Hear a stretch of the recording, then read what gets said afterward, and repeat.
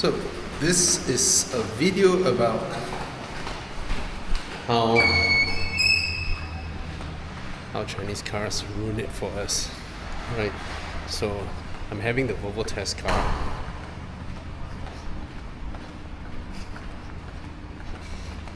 Hello, how are you? Okay. So I want to be able to walk towards the car and then the car should unlock itself, which is something that,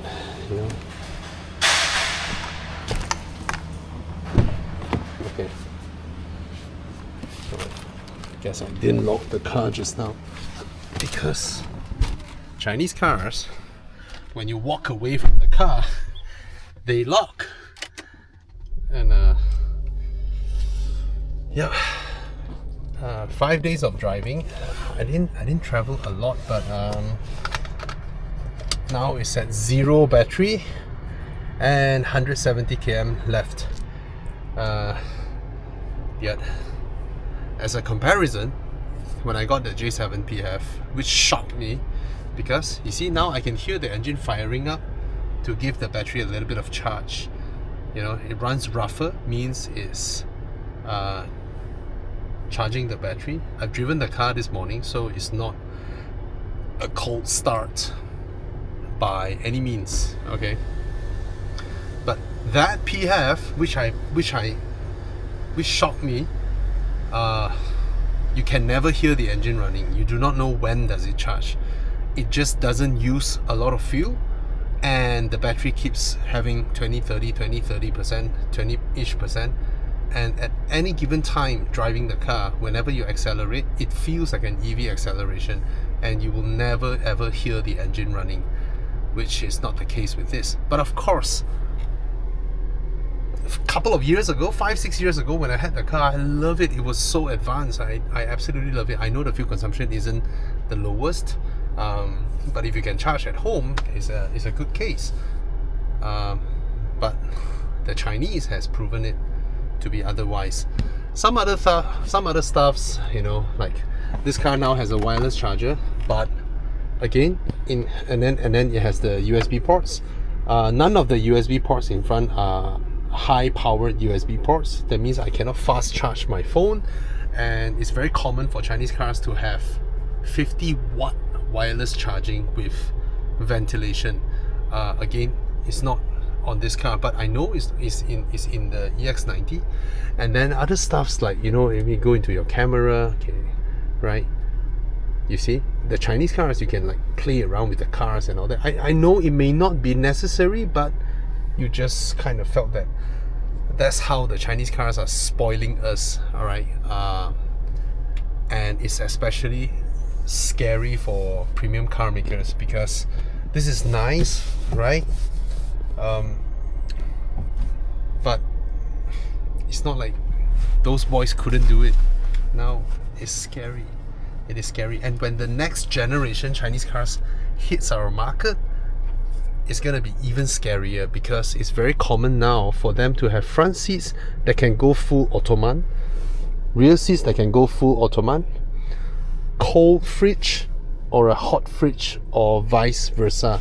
Is very common in Chinese cars already. If you ask me, why do you need a fridge? Have you ever bought ice cream and butter from the grocer and then you have to rush home for fear that they might melt? Yeah, there you got my answer. All right. Or you buy some takeaways and you hope when you reach home they're still warm. You get what I mean? But of course, those are limited to EVs, because only EVs would have that kind of power to power these kind of devices. But that's what I meant by Chinese cars are spoiling us. They don't care about your segment. They don't care about your segment hierarchy that was established by the Germans or the Japanese. They look at what is their selling price and whether they can squeeze in the margins. You know what's funny is with the whole, Chinese government subsidize their car makers. Absolute bullshit. China makes about 30 to 40 million cars a year. Maybe more. So do you think the Chinese government can indefinitely, and China is the biggest car exporter, okay? So do you think it's logical that the Chinese government is taking the taxation from their people and then subsidizing the cars so that the world's population can buy cheaper cars, right? That is as good as handing money to everybody. I tell you, all these unsubstantiated claims and arguments is really funny. Oh, they subsidize their cars. Okay. Overproduction capacity. All this nonsense terminology that came out from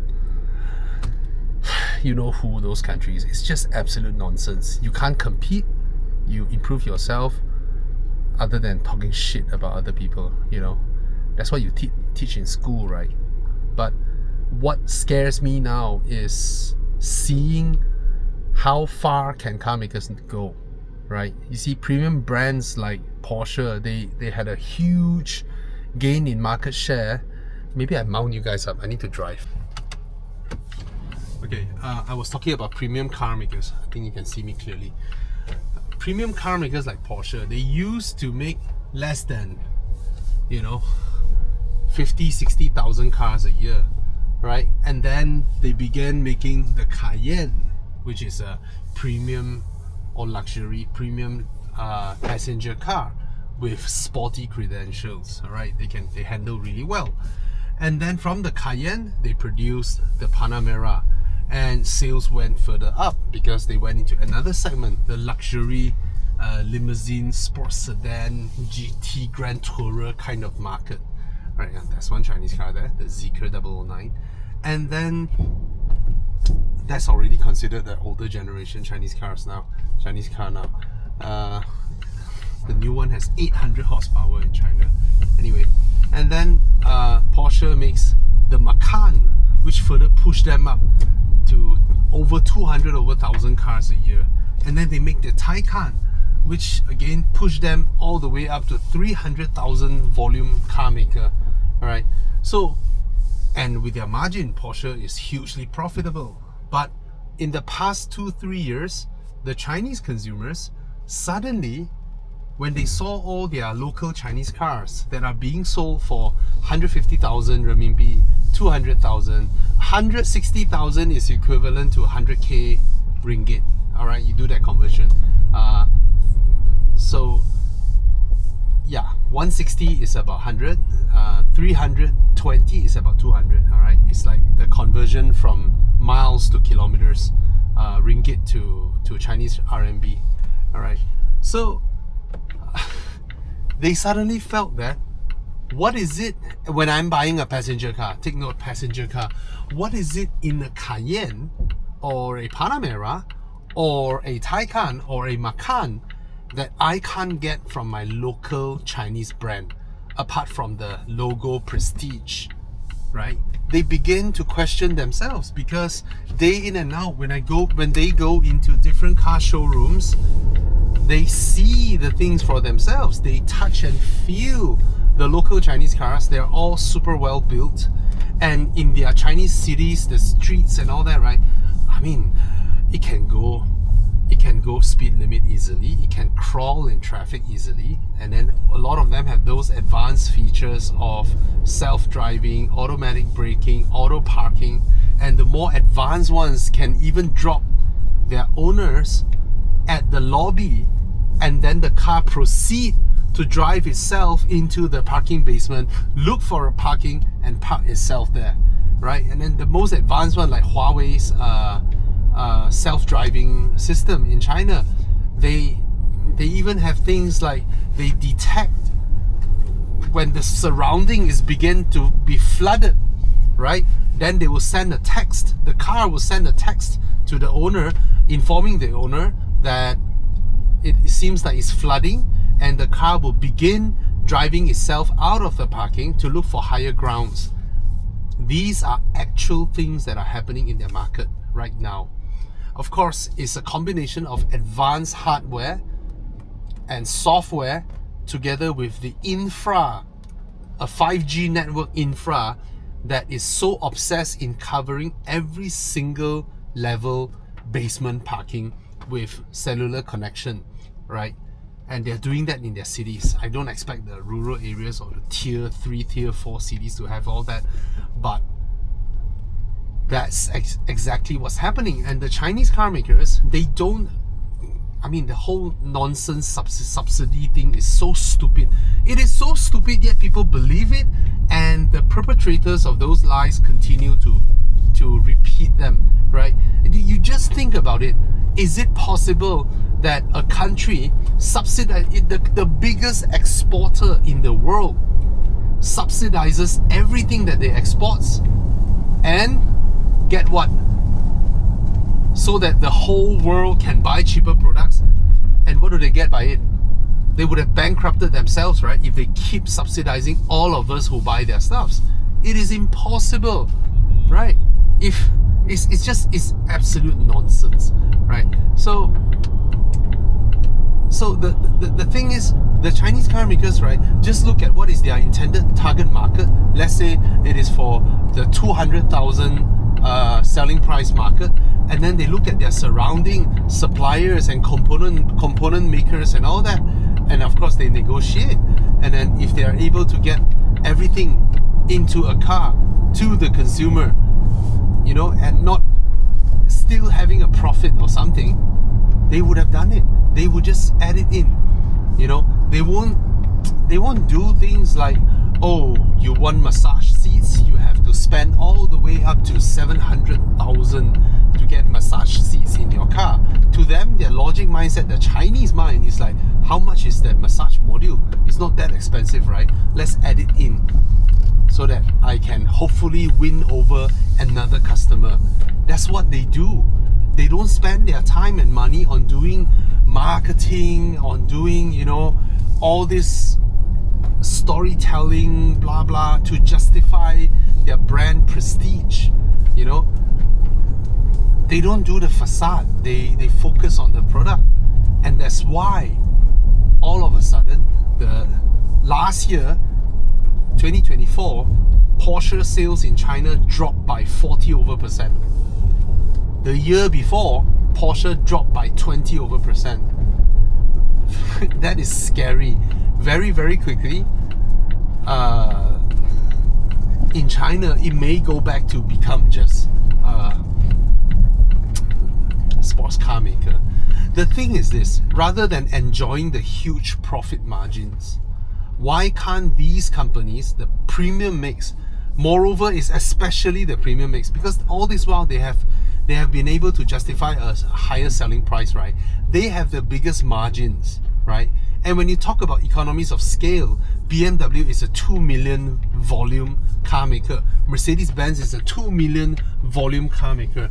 They have huge volumes. Why can't they, having the volume and the economies of scale, reduce some of the margin? No, not reduce. Reduce the margin. You can maintain your selling price. Just add in these features into your cars. Why can't you add them in? You know why? Because they have always subscribed to this thinking of planned obsolescence. That means, don't add too many things. You know, add a little bit, improve a little bit. Horsepower, add 20, 10. Slowly, every increment lasts us about 5 to 6 years. They always think like that, right? Every increment is justified for the facelift, and then the next product, and then the facelift for the next product, you know. So they have always played with this to slowly let consumers, don't treat them that nice too fast. That is the thinking that the Japanese and the Germans have been playing with, and unfortunately the Chinese have no time for that, right? Ain't no time for that. They come in, they're like, how can we get market share? How much is this? Okay, let's add it in. Can we do it? Yes. Let's throw everything in, and oh, people love it. Nice. What's next? I don't know. Let's come up with something. That's how you force innovation, right? That's why they are able to make cars where the front passenger seat can fold flat in half, and the whole passenger seat rolls to the front into the footwell, so that someone who buys a car around the size of a Honda Civic can enjoy sitting at the back seat with the legs stretched out to what was the front seat in a C segment car. that is something that only someone who spent the money of a BMW 7 Series or S-Class could enjoy. But with a little bit of innovation, they're able to do it and let someone who is only a C segment consumer enjoy what someone enjoys in a 7 Series. And then they think of something else. All this innovation that we see now came from Chinese cars. It's crazy, right? Look at the J7 PHEV. They have the tonneau cover behind with the white color layer at the back, and then they create two hook points. You turn that into a projector screen because the car has V2L, and you can power your projector during camping, and then you can watch a movie. All these are innovations that they are doing, and I hope, and I really do think that the established car makers must not only just match up to all these crazy features, right? Put a tray behind. I mean, it's nice to have a tray here so that the kids can munch on their food, something to put their tablets and all that. Why are trays something that is not expensive, only reserved for Rolls-Royce and Bentleys? Why can't a tray be had in a family car like a XC90? Why? The Chinese put them in a car that will cost what, 200,000. They put a tray in there because it's the logic thing to do. It's a family car, let's make it spacious. Kids might want to eat, let's, in a traffic jam or whatnot, let's have a tray.